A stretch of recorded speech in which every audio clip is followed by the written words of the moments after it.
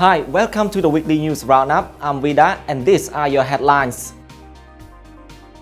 Laos and Cambodia to draft treaty as border work continues. Tug of war over ECCC archives. Court tries for over murder of forest conservationists.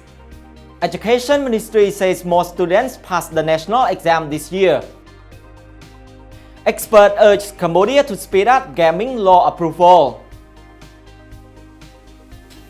As always, we start with national. Prime Minister Hun Sen yesterday reached an agreement with his Lao counterpart to have a treaty drafted officially, recognizing the 86% of the border which thus far has been demarcated.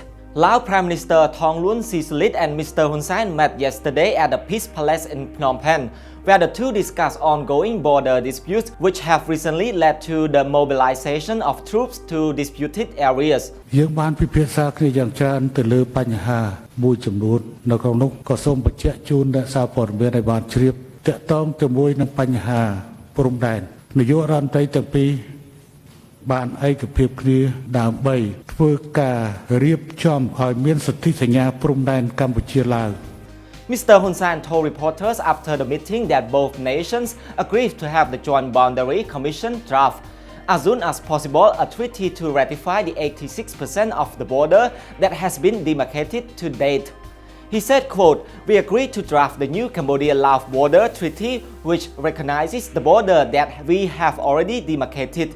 This is very important because the border between us was unclear. We have agreed for the Joint Boundary Commission to draft the treaty." Mr. Hun Sen, who called the meeting as a historic event, said both nations also agreed to conduct studies on the remaining 14% of the border left to be demarcated.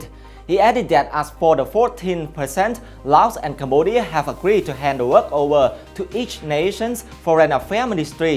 Speaking through a translator, Mr. Sisoulith echoed Mr. Hun Sen, calling the meeting a victory for both nations. He said, quote, "I agree with Samdech Techo Hun Sen about the discussion we had on solving border issues. We will upgrade the boundary markers in the areas within the 86% we have demarcated. We will build bigger boundary markers." Last month, Lao troops pulled out of the disputed Mumbai area in Pravihir province after they encroached on it for about 2 weeks. It was the second time Lao troops crossed over the kingdom in less than 5 years. In 2017, hundreds of Lao troops crossed over and occupied the Old Alai and Old Tangaus area in Stung Treng province, Simpang district, during a dispute over the construction of a road near the border. As the UN-backed Khmer Rouge Tribunal wraps up its duties, questions have arisen over the preservation and maintenance of the court's archives, including which institutions are qualified to store the valuable documents. The Documentation Center of Cambodia recently had a BD-Link agency study public opinion regarding the ongoings of the extraordinary chambers in the courts of Cambodia to get a gut of the public's view over the issue. So Farina, Deputy Director of DCCAM, says the purpose of the study was to examine public opinion in relation to the archives of the ECCC. Ms. Farina said, quote, "There is an ongoing debate about the preservation and maintenance of the ECCC archives. It is important to understand people's perceptions about the maintenance of those historical records." Two people interviewed by Khmer Times said they support BD-Link studies. However, ECCC spokesman Ned Petra said the outcome will be determined by Cambodian and United Nations officials. Mr. Petra said the research by BD-Link should be criticized over its methodology. He said, quote, "It doesn't reflect the reality of the facts. It contains a lot of leading questions and ignores one important institution, the Legal Documentation Center, which is related to the ECCC and currently plays a crucial role in ensuring that the public has access to the archives." He said this IDC is to store and preserve all court documents, both paper and electronic archives, by integrating with an electronic library that serves a purpose of study and research. The prime suspect in last year's killings of 3 conservationists in the Khao Sema Wildlife Sanctuary in Mandalkiri province has confessed to the murders. He claimed to have shot the victims because they reneged on a deal to accept bribes. Phnom Penh Municipal Court on Monday began the trial of Paul Peng, former chief of Aurelia border post. He stood trial alongside 3 other people accused of being linked to the crime. The victims identified as Foreign Ranger Tern Sok Nai, National Military Police officer Sheikh Watana and Wildlife Conservation Society official Tolkana were on a routine patrol in Orangs district, Poyang village when they were gunned down. Deputy Court Prosecutor Long Chip said 12 days after the murders, 4 Vietnamese loggers allegedly bribed Mr. Peng and one other with about $430 in exchange for protection from arrest. Mr. Chip said about 11 a.m. on January 30 last year, the 3 victims encountered the 4 loggers during a routine patrol deep within the forest. He said as the conservationists were confiscating the loggers' equipment, one logger, who goes by Chen, called Mr. Peng to demand the protections they were promised. Mr. Chip said Mr. Peng arrived at the scene with one another, wielding AK-47 assault rifles. He said, quote, Mr. Peng walked toward Mr. Sok Nai, who was also wielding an AK-47. Mr. Peng then fired 5 bullets at Mr. Sok Nai, killing him on the spot. The Education Ministry earlier this week said more students passed the National High School exam this year when compared to last year.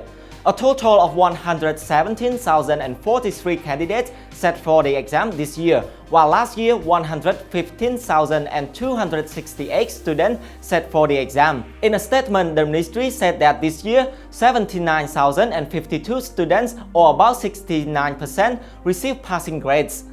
The figure is an increase of about 1% when compared to last year's 67.07%.